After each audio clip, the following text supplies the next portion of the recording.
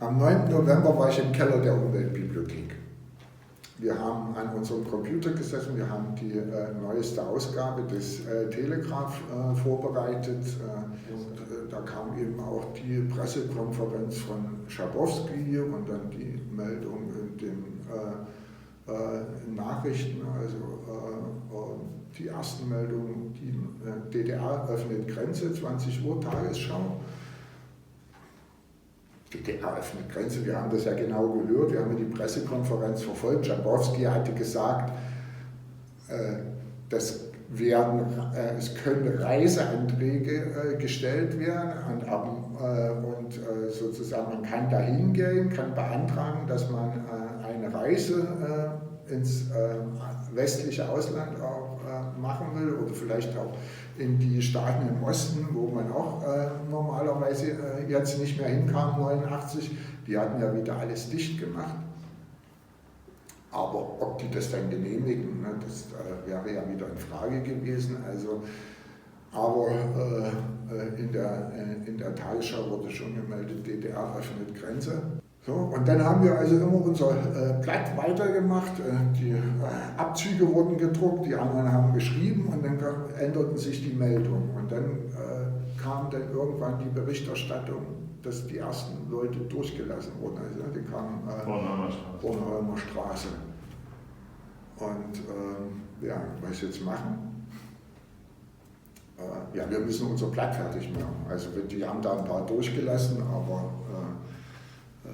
da war nichts an Grenzöffnung zu denken. Ja. Dann haben sie den Druck aus dem Kessel, die sind raus. Und dann kamen aber immer mehr Bilder, also immer mehr Leute rüber. Und dann haben wir gedacht, naja, gehen wir zumindest mal in unser Café. Und da war, also ich weiß gar nicht, was da für eine Veranstaltung war. Und dann bin ich dann da hingegangen in das Café. Ein Tumult, ganz laut und ich habe mich kaum durchsetzen können in der Lautstärke. Und dann habe ich zumindest den Freunden, die da am Tresen waren, gesagt, ey Leute, die haben die Mauer aufgemacht. Die wussten noch nichts. Nein, die wussten, das waren also die Bilder da, also, die haben mich völlig ignoriert, ich habe gar nicht reagiert, ich musste das dann, ich habe gesagt, hey, die haben die Mauer aufgemacht. Hör doch auf Tom, geh auf mit deinem Quatsch. Geh wieder runter. Irgendwann habe ich dann gesagt, naja gut, ich habe es euch jetzt gesagt. Dann bin ich wieder runtergegangen und dann irgendwann, also weiß ich jetzt nicht, kamen dann alle und haben sich verabschiedet und haben gesagt, wir gehen jetzt mal zur Mauer. Das hatte auch einen wichtigen Grund, warum die das gemacht haben, weil es immer Kontrollen und eben Festnahmen gab von Leuten aus der Umweltbibliothek, auch wenn die nach Hause gegangen sind. Und dann haben wir das so eingeführt, also jeder, der geht, meldet sich ab, damit die anderen wissen, wohin gegangen ist. Wenn dann einer nicht zu Hause aufgetaucht ist, wusste man, der ist dann und dann gegangen und war am anderen Morgen nicht da oder ist da nicht angekommen, ist er festgenommen worden. Ja, so. Das war der Hintergrund. Dann kamen immer so ein, zwei Leute in den Keller zur Redaktion und haben gesagt, wir gehen mal zur Grenze, wir melden uns mal ab. Und wir vier, wir kamen uns vor, als würden wir alleine in der DDR zurückbleiben. Haben uns natürlich auch mehrmals gefragt, ob wir jetzt einfach Schluss machen. Und dann war, nein, machen wir natürlich nicht, weil die machen die Grenze wieder zu und dann müssen wir weiter, das muss die Information geben. Und wir wollten sozusagen erstmal unserer Pflicht Genüge tun und das fertig machen. Haben wir auch gemacht und dann bin ich nach Hause gegangen und dann morgens hat dann meine Frau mich gerüttelt und hat gesagt, du, die wollen um 8 die Grenze wieder zumachen. Und also war eine Radiomeldung gekommen, ich weiß jetzt nicht genau, ob es um 7 oder kurz danach war und so und dann, obwohl ich erst spät nach Hause gekommen war ich hellwach.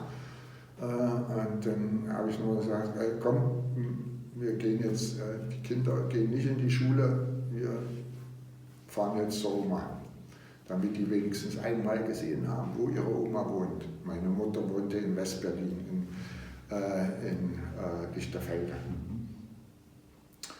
Ja, und dann haben wir uns auf den Weg gemacht, sind zur Invalidenstraße, war der nächste Grenzübergang, also waren dann dort 10 vor 8. Und da stand eine riesige Schlange in der Straße, Autos, die nach in den Westen wollten. Und vor dem Grenzübergang auf dem Fußwegbereich, also da war auch so ein Intershop und also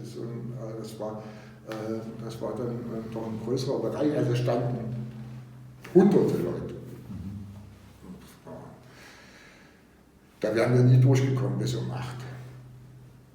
Aber die Autos, die fuhren so im Schritttempo. Und da habe ich gesagt, dann habe ich geguckt, bis ich eins gesehen habe, wo nur eine Person drin war. Dann habe ich mich einfach davor gestellt, sodass der halten musste.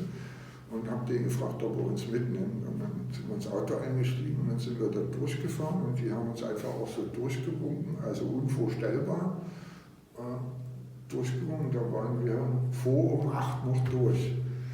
Die Grenze wurde natürlich nicht zugemacht, wie wir alle wissen, aber wir waren jedenfalls 7:56 Uhr waren wir also über den Grenzstreifen gefahren und der hat uns dann bis zur Wilmersdorfer Straße mitgenommen. Dort habe ich dann meine Mutter angerufen und die hat uns dann da abgeholt.